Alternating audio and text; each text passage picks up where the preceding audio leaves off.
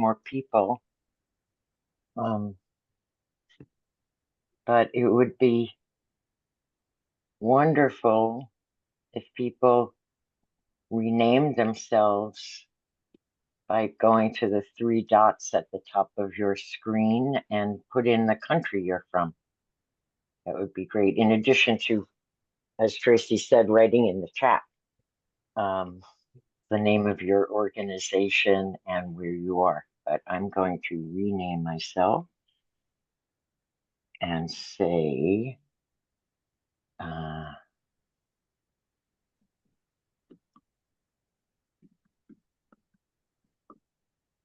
we go.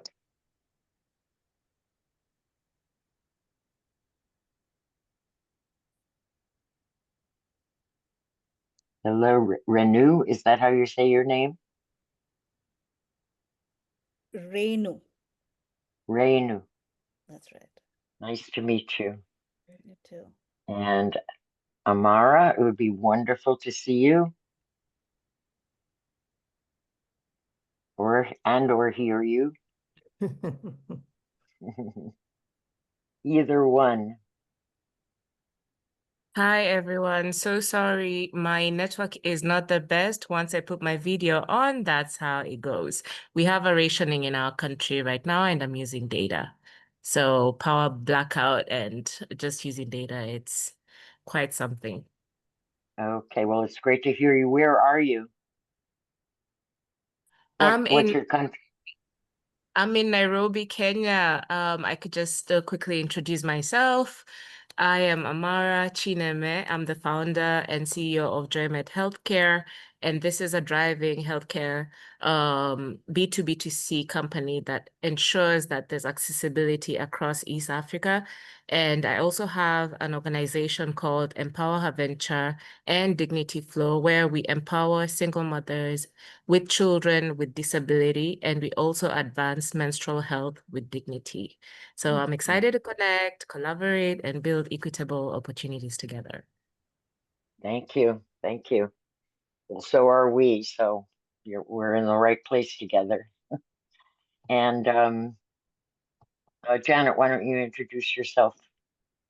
Yes, hi, I am Janet Wooten. I'm here in New York, and I am a colleague of Lois's and am so interested in helping other people learn a little bit more about breaking with either or choices. Thank you, Jan. Jan is going to be helping if internet goes out on my end or anything like that. And Christine.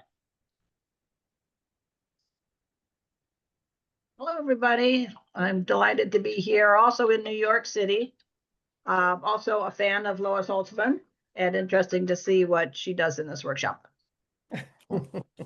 And you are active with the mental health group collaborative here, the Catalyst mental now. health collaborative here. Yes, thank you.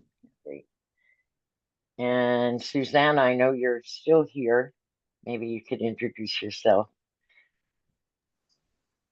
Absolutely.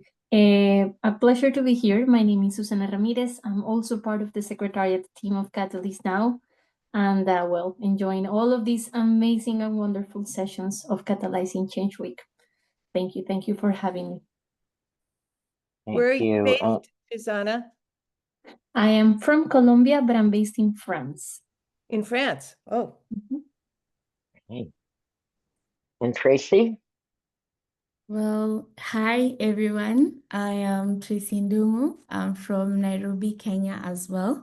And I'm also part of the Catalyst Now Secretariat team. Happy and ready to help you during these Catalyzing Change Week sessions. Yes. Okay, well, Tracy told me there were 30 people registered, and so people might be dropping in, but we will begin. Let's begin. Let's begin by everyone sharing something that happened this week that made you laugh or smile. anything from the smallest to the biggest. We elected a South Asian Muslim young mayor. Made me smile. Yes, me too. I don't know if and all of you heard that since it was big news. Yeah, a little bit of like grins, not just a little smile, but really big grins. um, who else has something that made you laugh or smile this week? I know we all do. I think just to add on Christine, that made me smile because the mayor was born in East Africa. So Yeah. that's also a win for us. And something else that made me smile is I had my small brother saying that he's a sausage holic. And just Oh, because he loves eating sausages, and it made me laugh because I was wondering where would such a small boy know about holicism and just calling himself a sausage holic. Yeah. that's cute. I had one just this morning. I was in Central Park, and it's of 1 hour where all the dogs are in the park. And there was a little teeny puppy walking on his 4 legs like this, just learning how to walk. So all 4 legs were going like this, and I was laughing.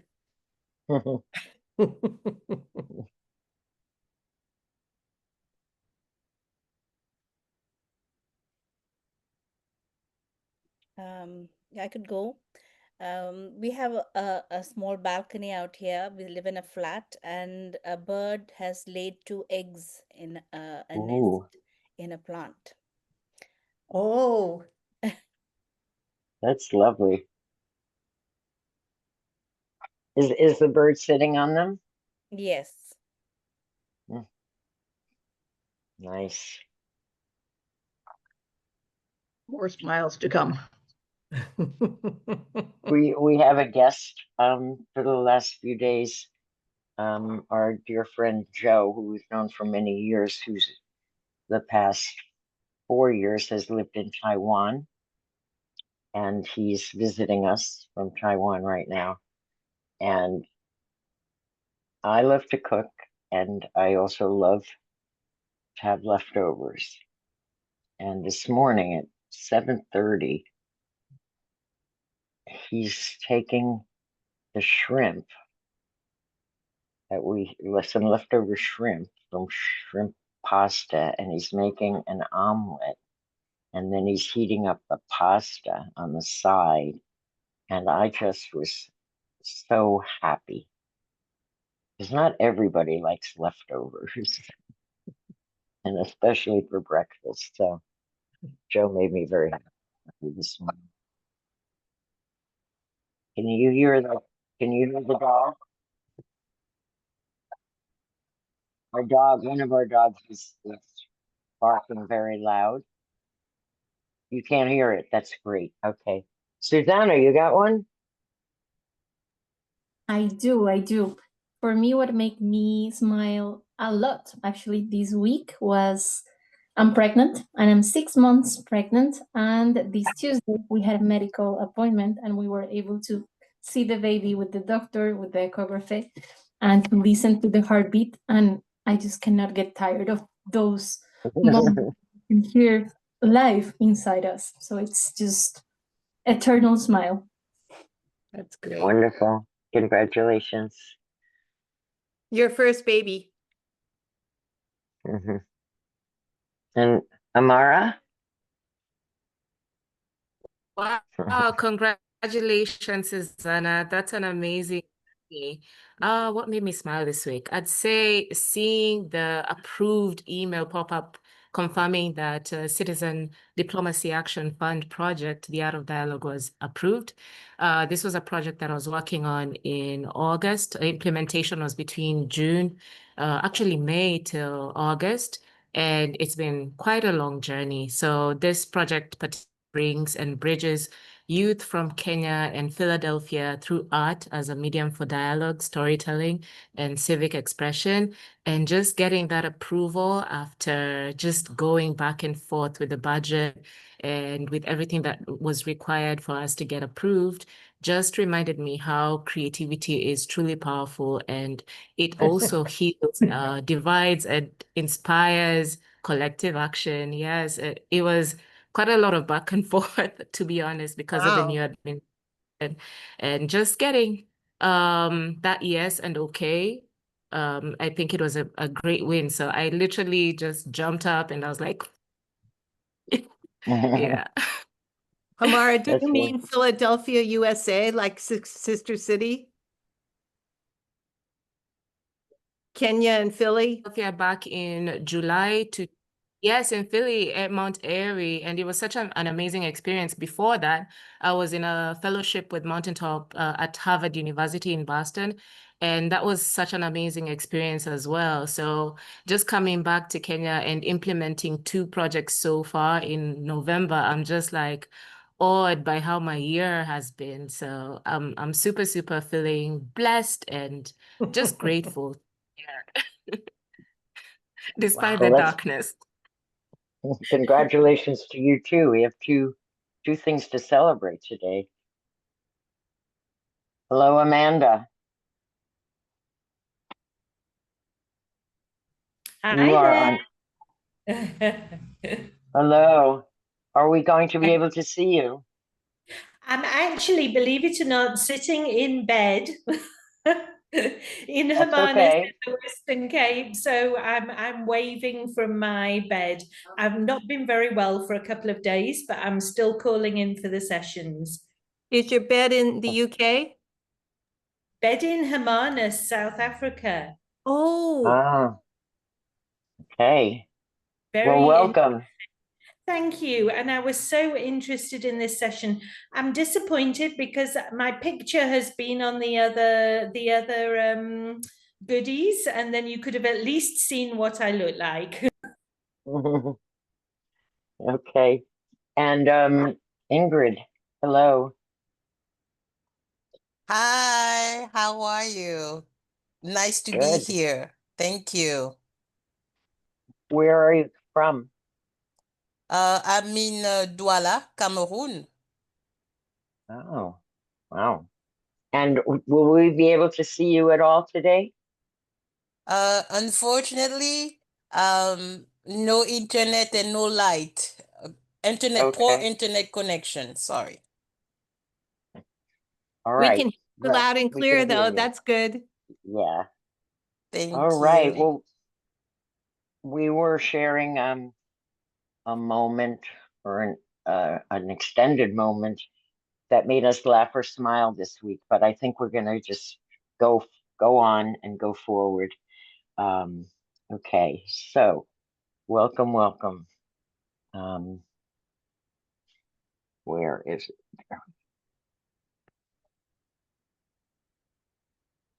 Okay, so going to just a reminder of where we are, and there's my email for people. I love to hear from people, and I always respond. So, if you want to get in touch, please do. That's it. That's our title. And why is my slide not moving? It's interesting.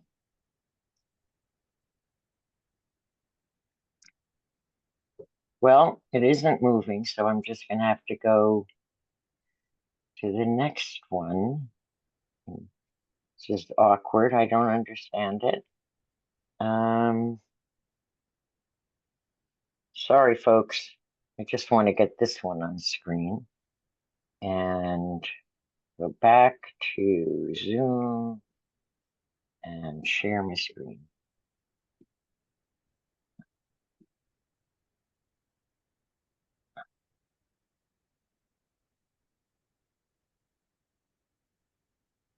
which I seem to have, there we go. Okay. So I just wanted to give you very brief what the Eastside Institute is, where I come from, where I'm co-founder and director. We're located in New York City, but we're an international center for supporting social change agents, entrepreneurs, educators, and others, of course, people in the mental health field in particular, to grow themselves as leaders, team builders, and creative community organizers. That is what we do in a variety of ways, and I urge you to check them out. Many Catalyst members have participated in our study programs and workshops, and it's been so gratifying to be able to support them and meet them. So, a little about me. I was trained as a developmental psychologist. That is someone who studies development, human development, at a focus on children and families in their interaction around their language and their developing cognitive skills. And I, after my PhD, pretty early on, I combined that with activism. And for many years was a professor as well as a builder of this institute, the institute that I now lead, as a place for two things that we've named, and hopefully you'll hear more about them and be interested in them, social therapeutics and performance activism. And this workshop is an outgrowth of all of that, of those two things in some form, and a desire to bring our understanding of and practice of building groups and building ensembles, as well as the practicality of performing with philosophical concepts and their impact on us and our daily lives, to bring them together. That's a lot of what we do in all of our programs of supporting entrepreneurs and social change agents around the world through our various programs. And I wrote a book.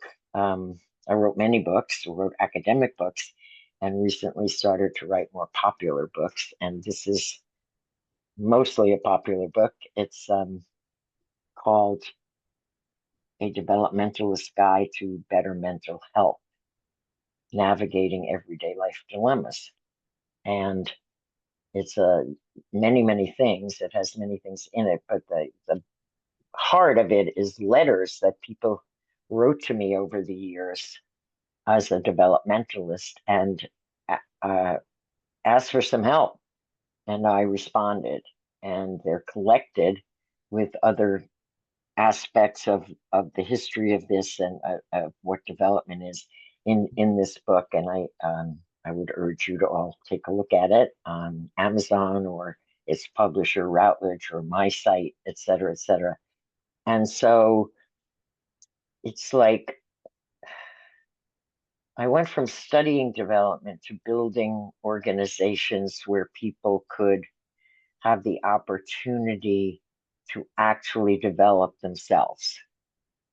Not just to study, but to really work with people to develop emotionally and socially and culturally and intellectually and morally, so that they could do what they want and get their needs met and build the organizations they want to do if that's what they were doing, or enrich their classrooms if they were teachers, or in revitalize their practice if they were mental health workers, et cetera, et cetera. So we're going to do a lot of interactive stuff today, and I wanted to begin by sharing what I mean by development. So now I have to go back to my screen, share the screen, since my Share I think screen. I can There we share. go. Okay. Oh, right. I guess it's just that it won't move. I can't get the slideshow to go forward. Okay. So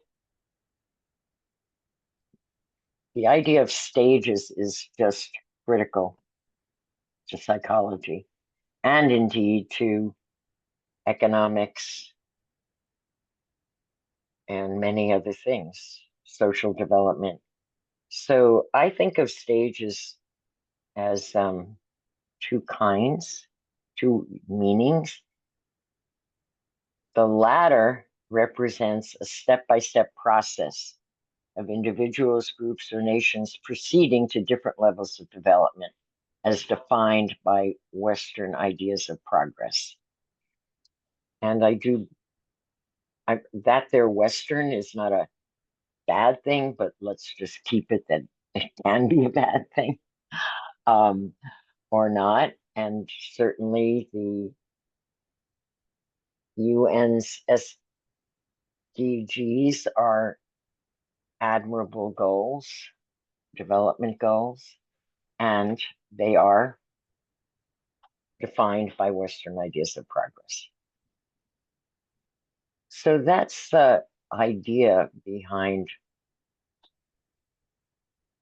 development in the psychological sense of a child becoming an adult, and for a nation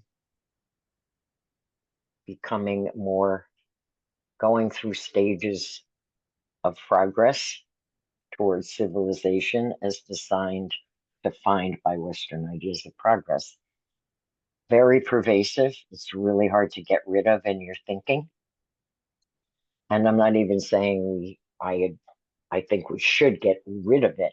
What I do think is that we should start thinking of stages in a whole other way, like a theater stage on the picture on the right. And for me, stages of development are environments that we create and simultaneously the performances of our lives. So one on the left, the ladder, implies a progression to the top, whatever that might be, and it implies that it's a step-by-step process. It also kind of implies that it's a singular activity of an individual. On the right, oh, so many other implications. That it's an activity, that it's a performance, that it's collectively done. It's a group activity. There's the audience and there's all the people on the stage who made the stage. So keep that in mind. And let's take a quick minute for anyone who wants to comment on that. Is the stage a new idea? Is the theater stage a new idea of how to think of development? Tracy says yes, but Ranu says yes. Someone else is coming in the room. Do you want to say anything about it? About the newness of it? What do you think? How do you feel? I can go. I think the newness of the part of it being like a performance stage. I never viewed development in that angle. I used to think that development is just personal and there's no person looking at you per se from a perspective of a performance. Yeah. Great. I'm happy about that, Tracy. Making me smile. And Ranu, you were saying yes too. Yeah, it's Renu. Ray, Yeah, it hasn't, I haven't heard of that perspective before, and it sort of reminds me of Shakespeare's quote that the whole world is a stage. And Right. really actors. Yeah. Mm-hmm. And also it's I think I forgot to mention that I'm an art psychotherapist. Mm-hmm. And I was introduced to this meeting through Mary, who was on the faculty of Eastside. So we had a talk the other day, and she was talking about how we allow emotions to surface. We need to provide a place for emotions to land, and it's Right. interesting that a stage could be described as a place like that. Yeah. Yeah. That's kind of the bedrock of our approach in therapy and in other settings where they're not therapy, but they're therapeutic, and that they help people Yeah. actually create new emotions and create new relationships. Very, very, very exciting. So one of the things that helped us develop this approach, social therapeutics, and to realize the importance of us performing our lives, is the way psychology, which I was trained in, regular psychology, and the co-founder of the Eastside Institute, the late Fred Newman, who was trained as a philosopher, and both fields had very sophisticated critiques of traditional psychology, which resonated with me so strongly.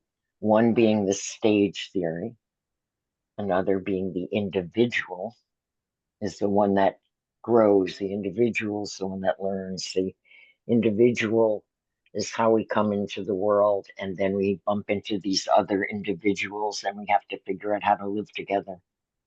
And for me, the question was, what would happen if we began the other way? What would happen if we began with the idea that we're all together? We are a vast grouping of humans and non-humans and non-living things. And that's where we are. And we become individuated.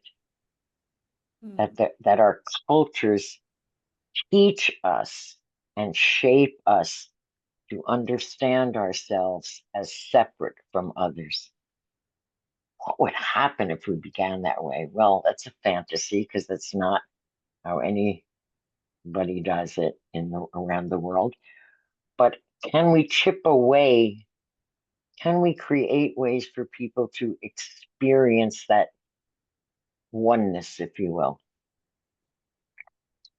And what stops us? What else about our culture stops us, and about psychology? And I've written books on the problems with all these concepts from psychology, like identity and uh, the self and the group, and et cetera, et cetera. But we're not talking about that right now. A big one that stops people, which isn't just psychology, it's like everything, is either or. We see the world through kind of glasses that are, if you will, bipolar, not the mental health term bipolar, but we see dichotomies, we see binaries, we see either or. So what I'd like us to do right now is to write in the chat as fast as you can, binaries, either ors, this or that are in your life, in the world, in your work, in your private life. Just write them in the chat, and we're going to read them all.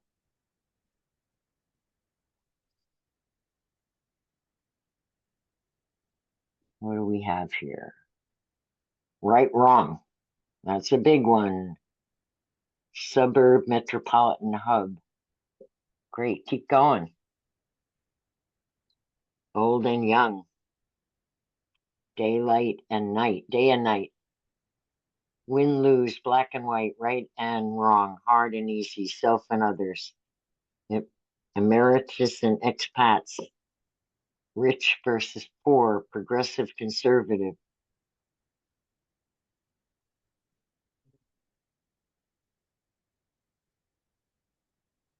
USA, everyone else. Education, educated, uneducated. Privileged and unprivileged. Human versus nature. These are great. Keep going.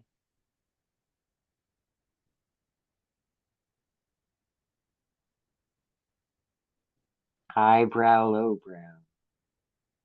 Practicing in this country versus practicing in UK. Smart, stupid, good, bad. Correct and incorrect. Man, woman, failure, success.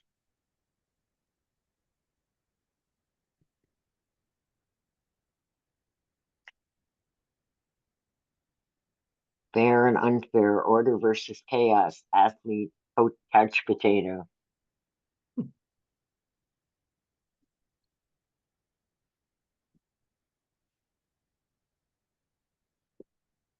Appropriate, inappropriate.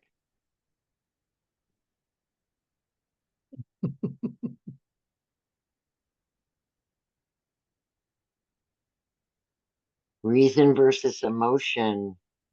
Boring, scintillating and fun. Strict, lenient, positive, negative.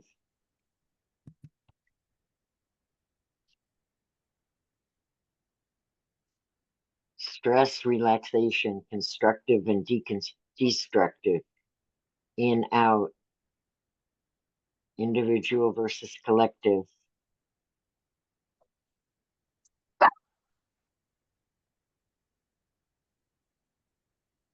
Nutrition, junk food. 3 limitations.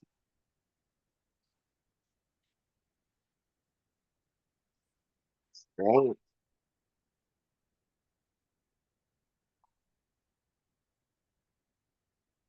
Okay. So, in looking over that list and knowing that it could go on and on, inside the box, outside the box, animal, human, we could go on, we could spend the entire time we're together doing this. Do you have any feelings? How do you feel about it?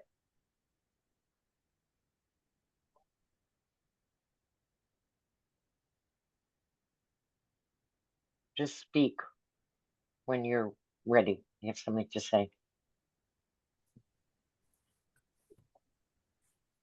It's Amanda. It feels very extreme, and it's the have it all or lose it all approach. It leaves no room for creativity, flexibility, nuance, anything like that at all.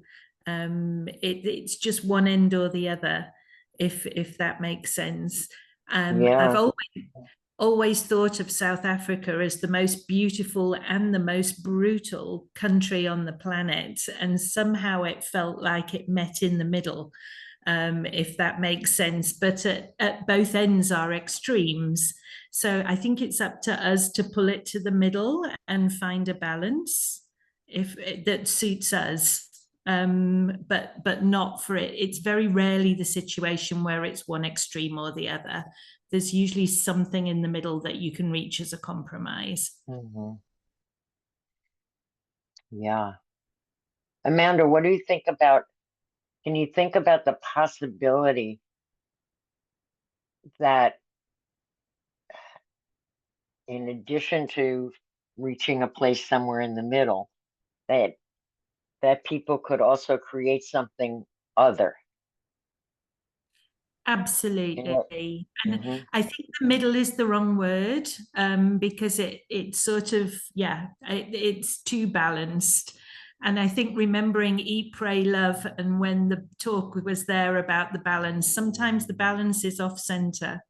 It's not. So to your point, it could be something completely different from what we're looking at. I agree with you. Yeah. That's how I think of, in a way, my aspirations for Catalyst now is that people, individual members, but also the entirety of it is working to create something new, something Yes. other.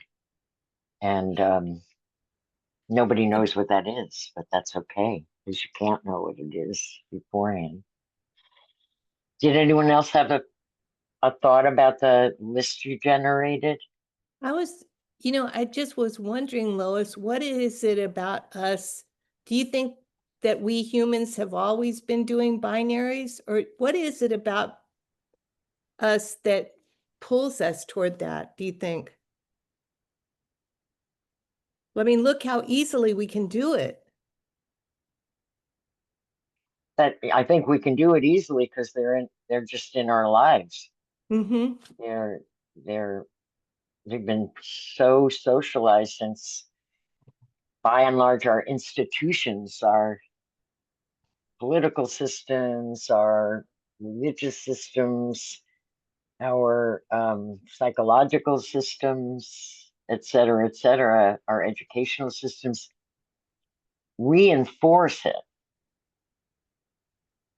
I mean, sorry, but what else is a true false exam? Mm-hmm. So, Lois, yeah, can you see Amara's little hand? I can't. Oh yeah, But I was raising just to echo also on what Janet said, and also to just give my opinion. I feel like our cultures and our psychologists often kind of teach us the separation that to exist, we must define ourselves against, not alongside others. And then we inherit these binaries. And these binaries and dichotomies kind of shape how we see, act, and even heal.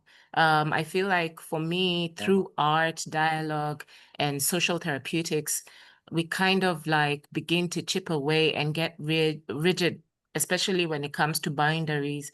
And with that, it's kind of like not necessarily erasing the difference, but kind of rediscovering yourself and rediscovering connection, because that's where we get to know, okay, it doesn't have to be black or white. It can be gray or blue or yellow. And we basically start thinking out of the box because the system puts us in a box, and that's how it expects us to deliver, to impact. But then it takes us to just get out of that box to even make a greater impact. Yeah. beautifully said. Thank you. Thank you so much.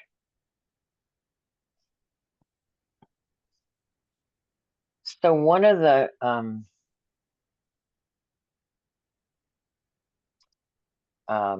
outcomes, I guess, of this either or way of seeing the world and seeing ourselves and relating to ourselves and others is the pervasiveness of dilemmas. It's a dilemma. Should I protect my children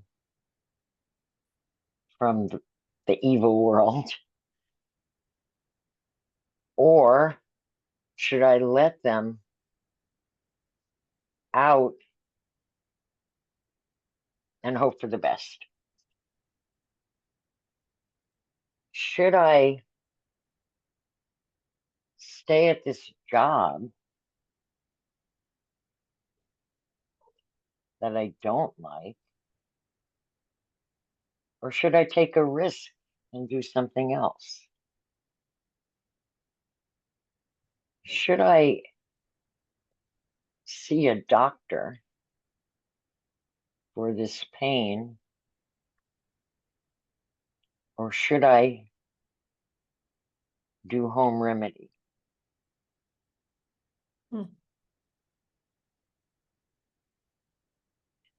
What I do as a developmentalist, as someone who sees development as creating new performances, new ways of seeing, new ways of speaking, new ways of feeling, new ways of relating to others,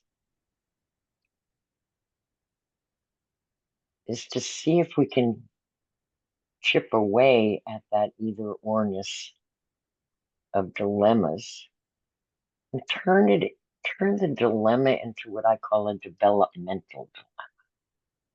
Something, a way of looking at it that we could grow from, where we don't have to choose one or the other. Because mostly in dilemmas, it's a dilemma because you're not going to be happy with either choice. So I'd like us to go into pairs, which I think we can do. There's 6 of you right now at this very moment. 7, sorry. So, Jan, why don't you stay out? And am I right about that? Then there would be 1, 2, 3, 4, 5, 6.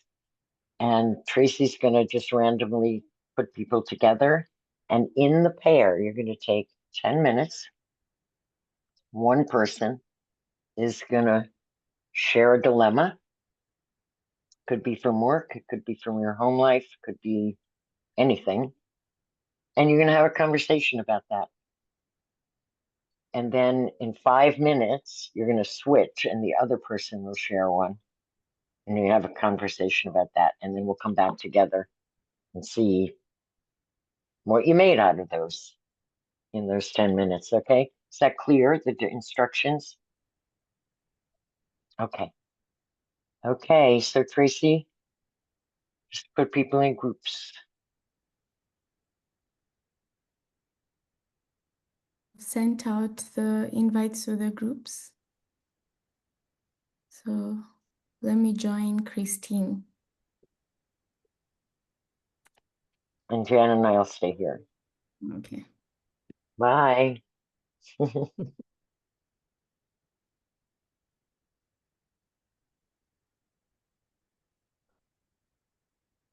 right.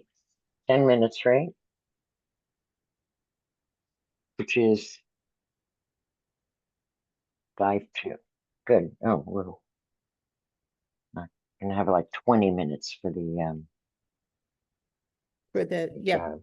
Yeah. Very receptive. Don't you think? Yep. Is it the case, Lois, that many people in Catalyst are from Africa? Or is this just or the Middle Many East? are, but a lot of Indian. Uh-huh. A 'Cause lot of Indian. we've got 2 Kenyans, a Colombian, someone in Dubai, South Africa, Cameroon.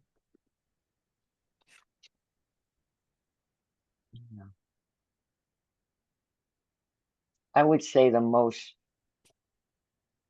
common are India and various African countries.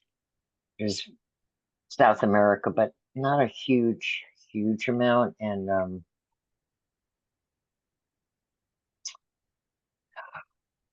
China. I don't think there's a lot from China and from Asia, those countries. But these are good people. The ones you have the full names, right? Yes.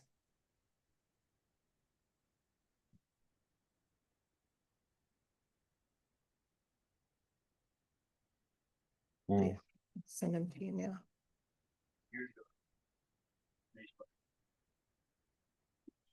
Mm.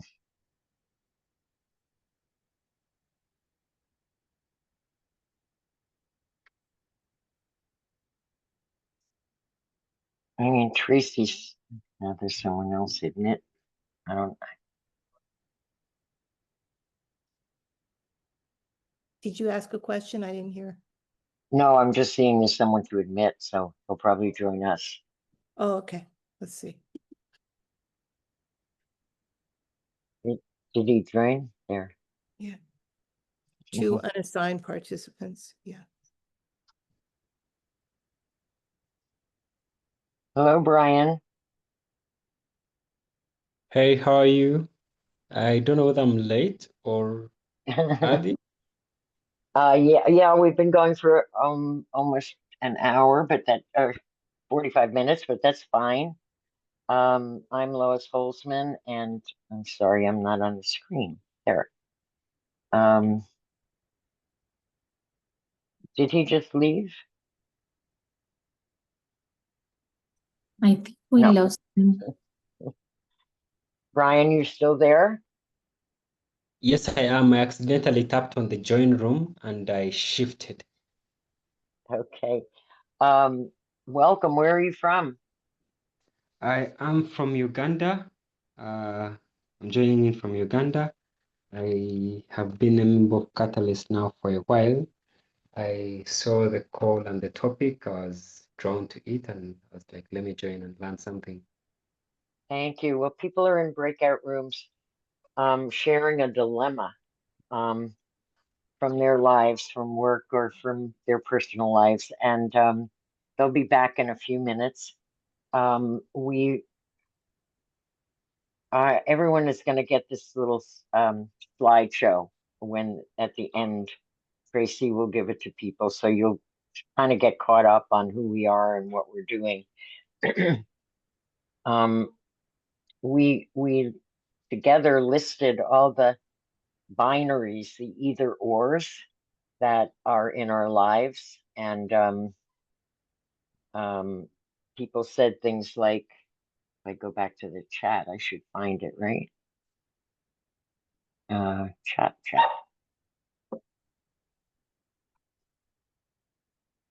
Jan, maybe you can find it and read it. Sure. Let's see. Brian, these were Come on. like just a little sampling of our either ors. They probably sound familiar. Country, city, right, wrong, day, night, old, young, win, lose, black, white, hard, easy, self, other, Emiratis, expats, rich, poor, progressive, conservative. You got the picture, right? Yes, please. Like the opposite of the other. What'd you say? Like the opposite of the other. Yes, One speaks to the opposite of the other. Yeah. yes. And we spoke about how pervasive that is and how it leaves out any creativity and finding something else and relating in a different way. So that's what we're practicing in some form today. Both recognizing how we can get stuck with in the either or because we're all socialized to see that way and to think that way, and how you might break out of that and how that might be helpful in situations where the choices you have you don't like, there's a no win, or there's a compromise that you're not really happy with, and do something different. So that's what people are discussing, and they have what, like 3 more minutes, you think? Probably three more minutes. Exactly. Good. And they'll be right back. Hey, Brian, any in Yes, please. Uganda, any either ors in Uganda that we forgot to mention? You talked about black and white. That would have spoken to the color. Maybe, let me see.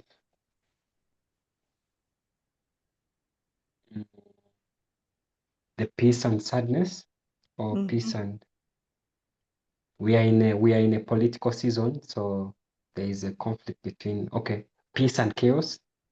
Peace and chaos. Yeah, that's a good one. Peace and chaos. Okay.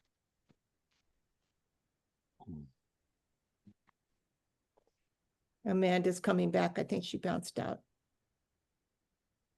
Okay. It's your political season too, Brian? Yes, we are in a political elections for the presidential and representatives of the of parliament for different regions. They are in the campaigns are in that time when they are in high energy. Elections are on 15th Jan. Brian, what is your organization, Pause Conservations? So post conservations, we do storytelling and I'm focused on biodiversity conservation. I do I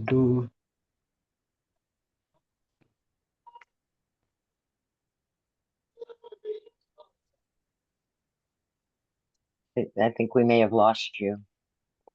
oh sorry, I'm on. Oh, So I run a nonprofit. I lead a nonprofit. We are focused on education, storytelling, and community initiatives. But our work is towards the protection of the Lake Victoria Basin.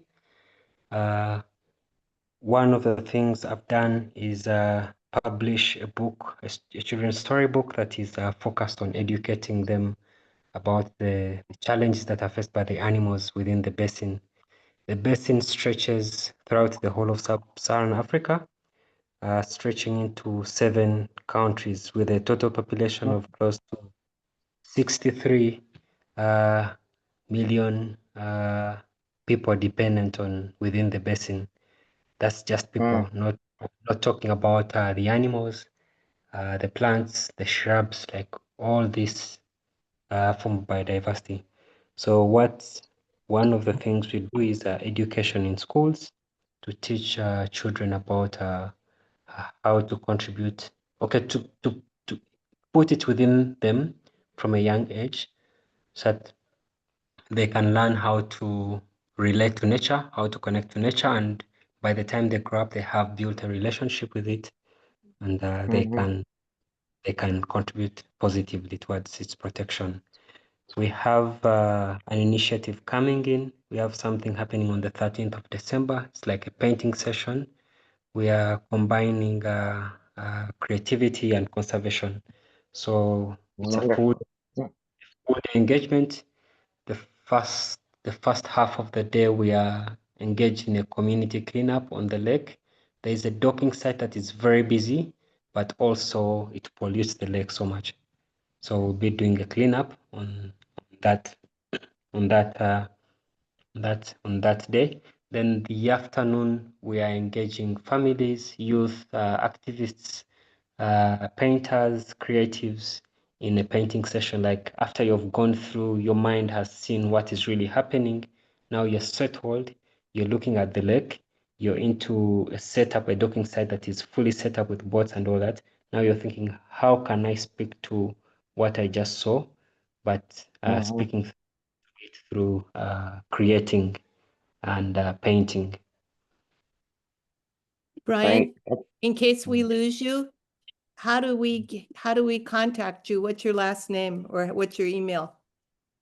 I can share both on the chat if Okay, you don't good. mind. Yep, that's great. Okay. great. Thank you so much.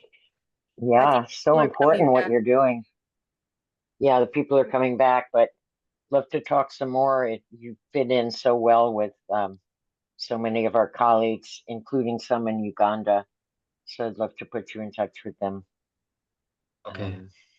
And Brian, one of your compatriots is now our New York City mayor, so that's also very nice.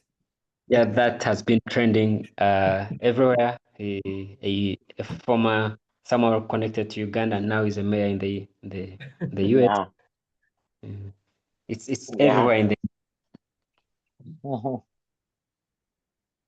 Okay. Okay. Mm. Let me mute and wait for as I share on the chat also.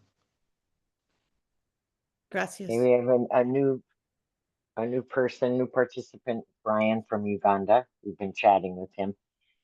All right, so let's take a few minutes. What was that like for you as listener and speaker and creator of conversation? Susanna put hearts and hearts.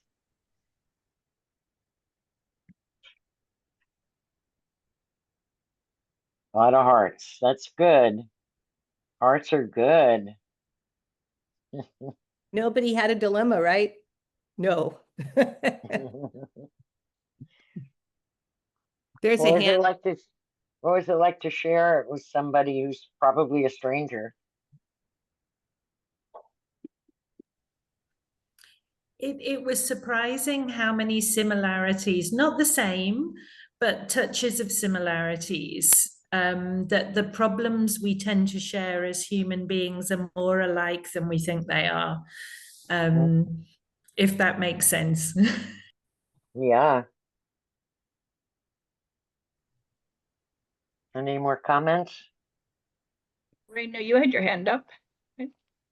Yeah, no, actually, I'd put clapping hands, but I Oh, can okay. share. I'm happy to share. I think I felt very comfortable actually sharing. I had and it was really nice, interesting to know that hear her insights, which suddenly gave me a kind of a light, that was shed, and then something that what she heard, the dilemma that she shared was something that I could relate to. So it's kind of weird how we make these divine connections, I feel. Yeah. Yeah. Hi, Brian. Nice to see you.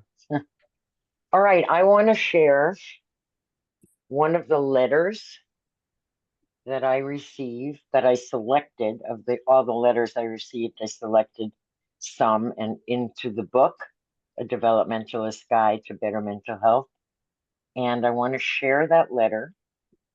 I'm going to read it. I could probably put it on the screen. I'm not sure. And then we'll talk about it for a few minutes, and then I'm going to read my response to the letter, and we'll talk about that. Okay, so here I go.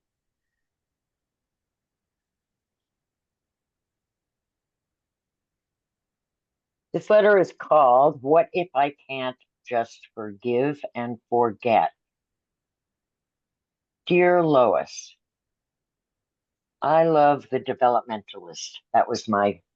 That is my column where people write the letters. The letters give me new ways to think, do, perform.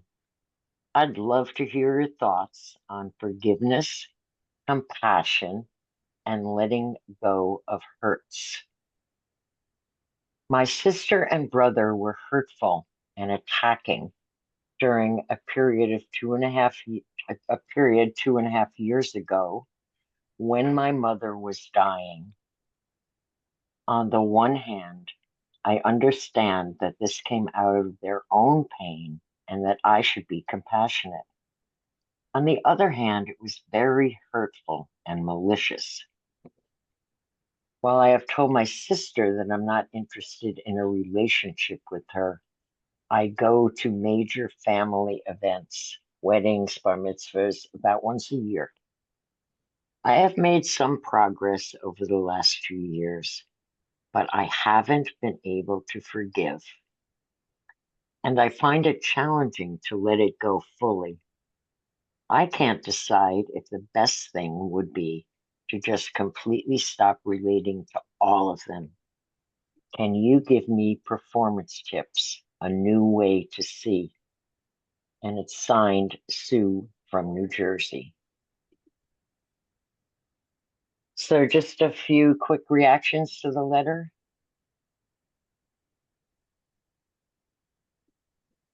Can you relate to it? Do you not relate to it? What do you think?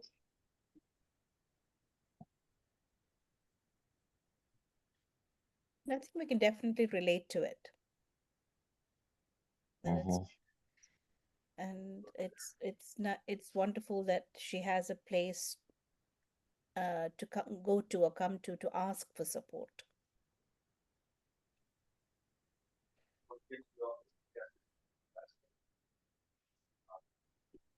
Anything else? You see the dilemma she's as she sees it?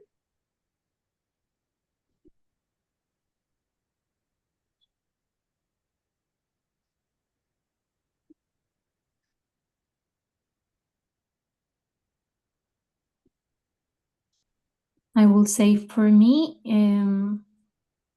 the way she describes the situation makes at least me feel very connected directly with the situation, and to feel how hard the position that she's in is. And I feel it's very painful, especially, I think, of course, each one hears from their own experience, but for me, family is super important.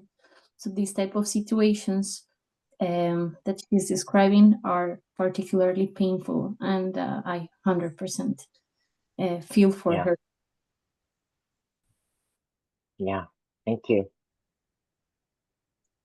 But I think if I can just add, I think it seems to be either this or that. This is her choice. Yeah, It's limited. yeah. Limited choice.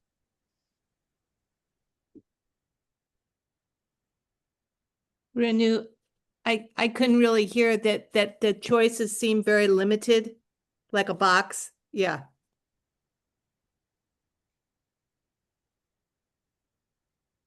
Okay, so I'm going to read you my response now. Dear Sue, thank you so much for your enthusiasm for the developmentalist. I'm so happy that it gives you new ways to be and become. And thank you for inviting me to respond to the topic you offer and to what in your life is prompting your own thinking about this. I think it will resonate with readers, as most of us have been hurt by family members and those we're close to at some time in our lives. What do we do now? How do we deal with and relate to what has happened? For some of us, the incident and the hurt become the defining feature of the relationship we have had.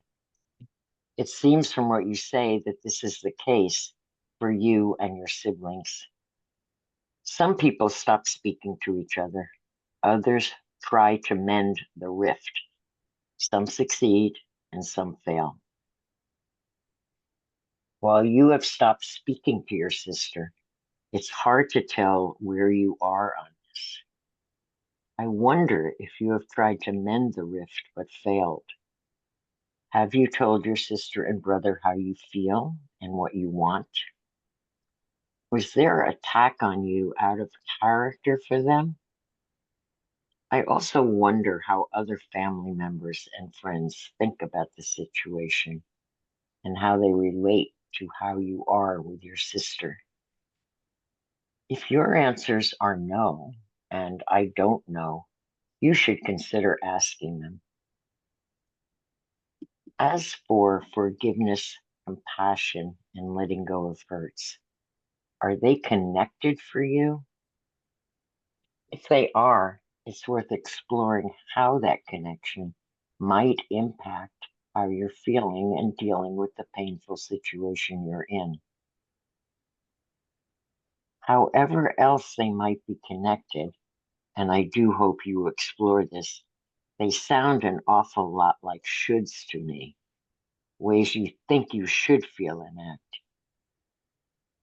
I should forgive. I should have compassion. I should let go of hurts.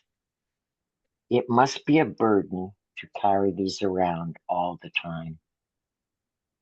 But why should you? Seriously, do you have to forgive? And what does that even mean? Your sister and brother in order to see them as human beings in your life, as two people you grew up with who loved your mother? I don't believe you have to forgive people in order to go on with them. More than once, I have felt wronged and attacked and hurt. I don't think I've ever forgiven the people for what they did, but that hasn't overdetermined how I feel toward or relate to them. Your sister was your sister before she and your brother were hurtful and attacking 2.5 years ago, and she still is. Forgiveness isn't a condition for an active, even an intimate relationship. If it was, nobody would talk to anybody. My thoughts on letting go of hurt are similar. You don't have to. What would be helpful and growthful is for you to make the hurt the size it deserves to be in your own life, in who you are and who you are becoming. It's not the totality of you. You asked me for performance tips, Sue. I have just one. Lay down your burden. Developmentally yours, Lois. So what did you hear in my response? Relating to either or, relating to dilemmas, relating to how you're feeling and how you think about things and how that impacts how you're feeling. Let's share everything that we heard, including questions. I heard empathy rather than sympathy, so feeling for her, but also clarity as well, because these things can cloud your life. And I think it's seeing the wood for the trees and actually just a path forward. And the fact that you can set something down, I think, is a real release. Yes. Yes, I mean, so much of I tell people, write me a letter, because even if you don't send it, it's going to change your relationship to the thing that's bothering you. Write it down. And it's a little different from journaling in that you're writing it to somebody. You're writing it to me, or you're writing it to somebody else. And it's great if you send it, but you don't even have to send it. I What do else that. do people think? I'm sorry, go ahead. I do that with emails. I write what I would really love to write, and then I celebrate that. And then I go back and write what I should probably write, if that makes sense. Right. That's a good strategy. You just have to be careful not to press the send button by accident.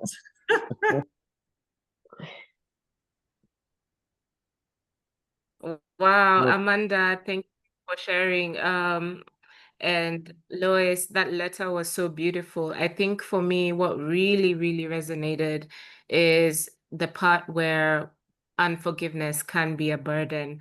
I feel like even with forgiveness, it kind of sits at the edge of tension where you're kind of having this juxtaposition of, can I control this anger or unforgiveness, or do I surrender it? Do I deserve justice? Or the person who hurt me, do they deserve justice or mercy? And for me, is it going to help me have pain when I forgive, or is it actually going to help me heal? So I feel like with forgiveness, uh, we need to look at it as not necessarily giving it to the other person, but releasing ourselves from whatever anchor had us. And it can be radical because it's something that's a pain within us, but probably the other person is living their best life and not knowing that you're in so much pain. And so I feel like the transformation in forgiveness, it can turn that pain into power. Other than healing, it can turn it into power. And I feel like also for our closure, it's one of the ways that we can be able to even expand compassion and not just for others, but for ourselves too, because we also deserve forgiveness. Yeah, thank you. Thank you. I'm so glad you recognize that what I was hoping Sue would see was what a burden this was to her. I love Damara's points because it almost sums up South Africa after the end of apartheid. We had a process called the Truth and Reconciliation Commission. Everybody admitted to what they had done, the awful deeds that they'd done. They got away with it scot-free. And there was no process afterwards for trauma counselling, Lois. So effectively, what you've got is a suspended process that finished way too early. There should have actually been trauma counselling for everybody after the end of the Truth and Reconciliation Commission, but there wasn't. So all you had was an admission of horrible guilt. And then the poor people who were expected to forgive everything that was happening were left in a complete position of not being supported, not being counseled, not being, do you know what I mean? So the trauma and the resentment is still there to a degree today, 30 years later. Yeah, I mean, going through that process of truth and reconciliation, and obviously the next question is now what should we do? What should we do with all that? What can we make, we those who are those who confess their guilt, and we those who bore the brunt of it? Is there something we can do together? Absolutely. And that's not been tackled, Lois. Yeah. So 30 years down the line, you've got a lot of festering, but I love the fact that Amara brought it up because it's a horrible feeling to carry around with you. And especially for 30 years, it can turn into something quite unpleasant if you're not careful. And they do say that the worst bullies have often been bullied themselves. Yeah. You know, so what does that pain and trauma turn into if people don't take your advice and put it down and leave it? Right. Yeah.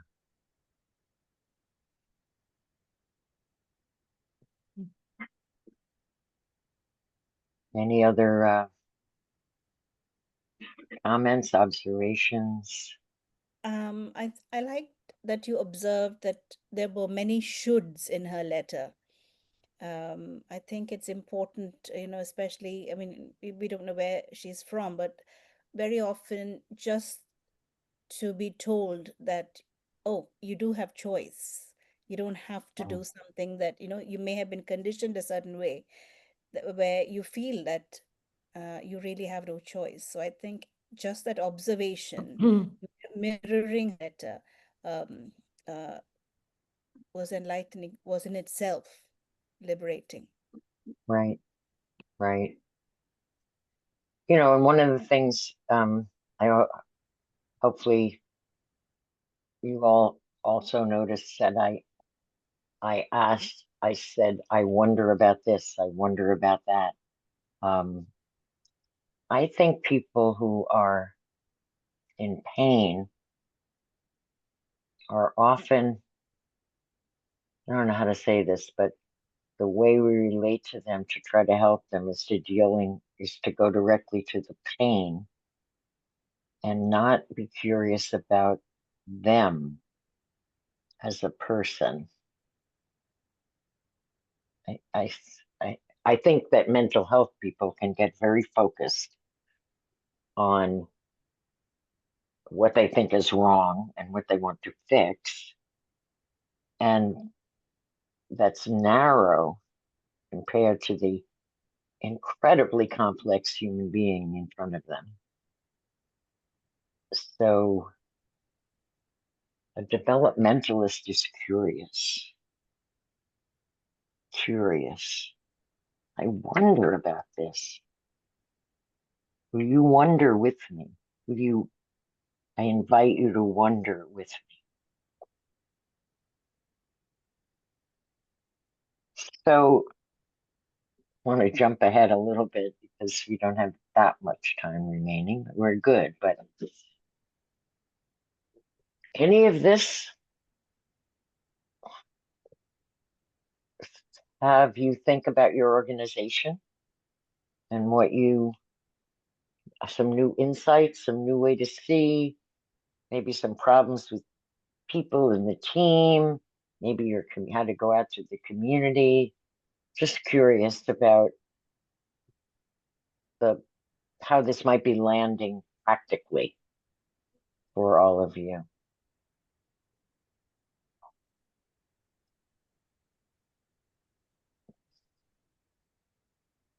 Also in your life, in your family life, but I don't mean to exclude that. It's interesting, Lois. The first thing we did when we realized about all of this, we got rid of our HR department and we got a head of employee happiness, development, and well-being instead for the team. So we ditched classic HR. He still did the admin, but he was a psychologist basically. So we ultimately got a psychologist for the team. And his job was to sit with each of them and help them to work through these things rather than just HR being somebody who says hello when you join a company, goodbye when you leave, or if you get into trouble in the middle. That's wonderful. Does Much he ever work? Does he ever work with groups, with the team as a whole? Absolutely. We've got a tradition in South Africa of sitting in a circle for something called a lechotla.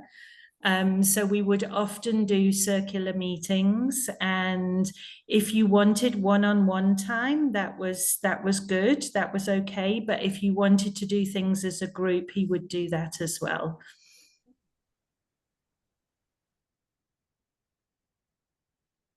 Good. And we lent him out, Lois. So we actually lent him, we lent him to public hospitals to work with them. That's great. Is he still with you? Sadly, the business closed, Lois. Oh. So yes, our lovely multinational didn't understand how we managed to quadruple our business in 10 years by focusing on the people. So they thought they would take everything back. So that has been my tough thing to get over and lose and put down. So I've just put it down 2 years later, if that makes sense. And feeling like I can move on and take the good things that we learned because we did amazing things. Good. Lois, I'm thinking, just going back to what we were saying about the opposites and how they kind of force these blinders on you. Just practically day to day, I feel like we would have to invent the something new. It's not imaginable. You know what I mean? It's like, we've got this project or that project, but we would have to invent the new thing. And I feel like limits on being able to imagine that we could invent something that we haven't even conceived. Do you know what I'm trying to say? I think so, but I think it's not an individual activity. I think the imagining has to be done socially, and the imagining has to be done playfully.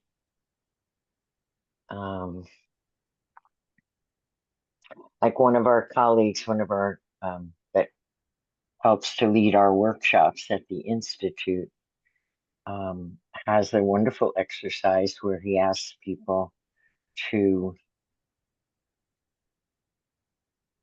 imagine the world you want, or imagine the world we want, given our histories. So it's not a pie in the sky imagining, it's given our histories. So there's a little bit of grounding there. And everybody writes something or talks, or they go into small groups, or there's many ways to do that. Come back and you read the things, or people report on them, and then make something of that. See, I think the making and remaking of things in a playful way, a performatory way,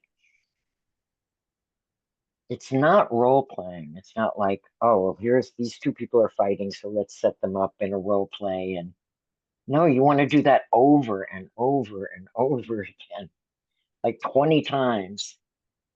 Get two people to do it, and then you get two more people to do the role play of the role play, and then you get two more people to do the role play of the role play of the role play. It's not like you want to see the reality of it through a role play. You want to involve people in the creative work of changing it, of transforming it over and over and over. I think that's what the imagining activity is.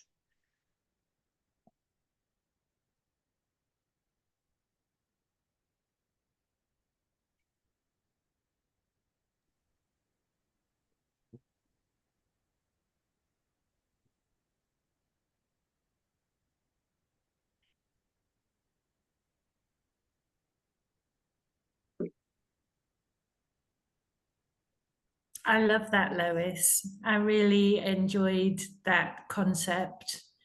We would we would do that with the company strategy, give it to the team and give them a weekend to work through it and role play it and come up with something that they all like the idea of and they could buy into and that they could run with, you know. And so it was creating something out of reality, not just a figment of their imagination, and that it would have to have a purpose that also had a benefit for them personally as well as professionally.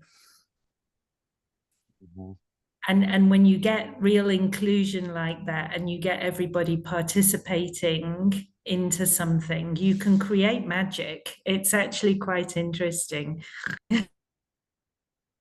No, I think you're right. It does seem magical.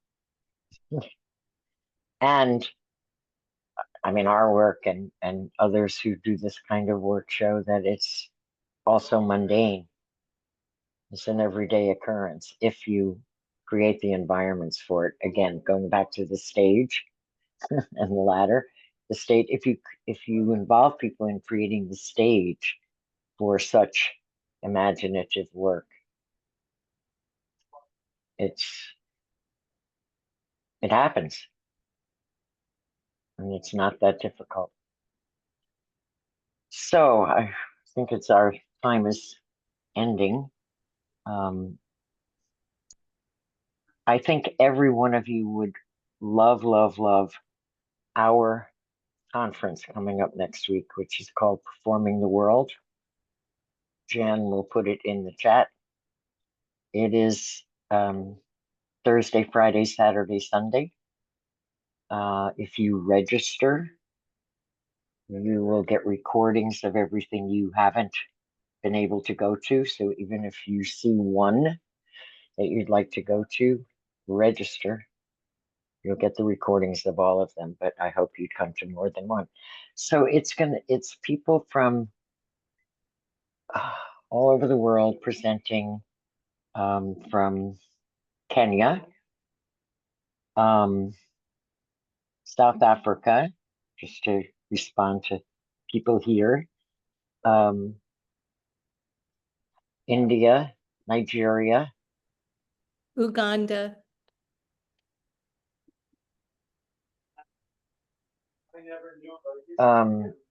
United States, Yes.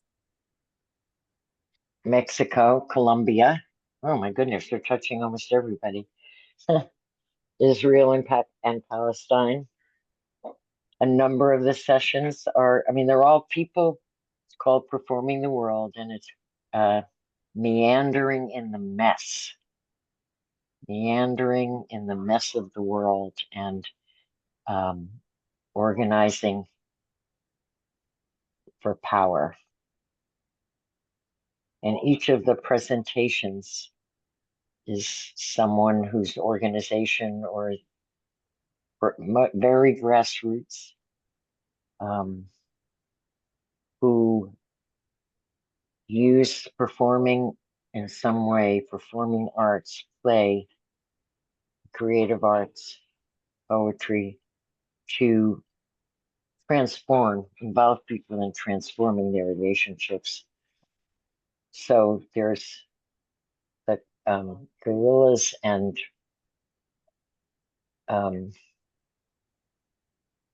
military police from Colombia creating things together.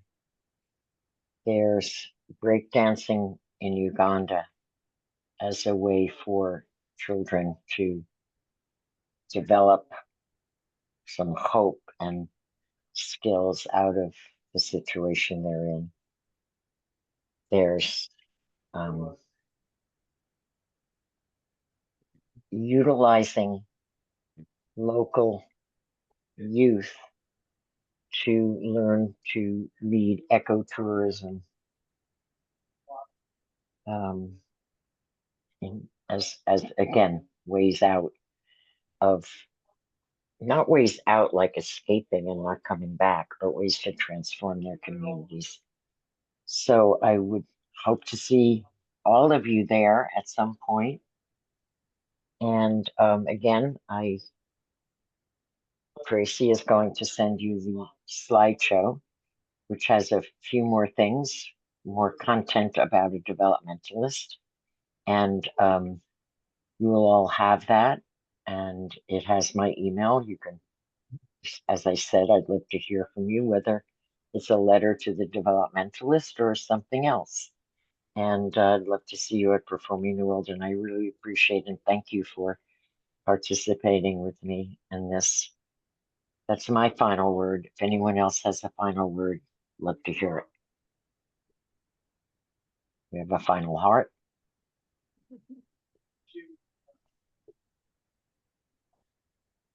Thank you. It's great to meet everybody.